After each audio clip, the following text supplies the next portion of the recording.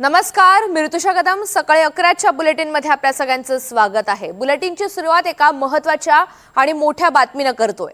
SIT अधिकारी Himanshu police क्लबला दाखल झालेले आहेत.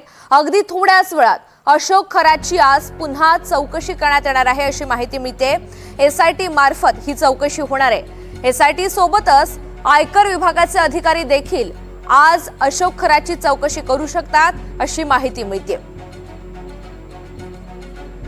नाशिकमधून राहुल वाघ आपल्यासोबत आहेत. त्यांच्याकडनं माहिती जाणून घ्यात. राहुल, आज एसआयटी कडून पुन्हा चौकशी होऊ शकते, सध्याच्या काय घडामोडी आहेत?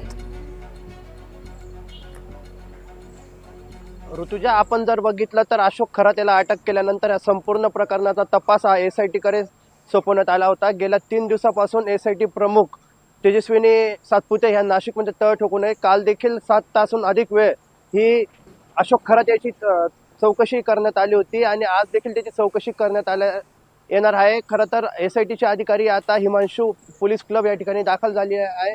खरं तर आज वेगवेगळ्या अँगलने त्याची चौकशी केल्या जाऊ शकते. खरं तर आयकर विभागाचे अधिकारी देखील त्याची आज चौकशी करणार असल्याची प्राथमिक माहिती आतापर्यंत समोर आली आहे.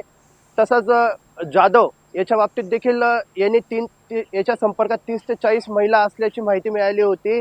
त्या बाबा अशोक खरात व्यक्तीसोबत त्याचाच संपर्क आल्या. अशोक खरात याचा जाधव यांच्यासोबत असलेला ऑफिस बॉयच्या सोबत संपर्कात आल्याने त्याच्या जाधव मार्फतच अशोक खरात हे महिलांसोबत संपर्क करत होता अशी देखील सूत्रांनी माहिती दिली आहे.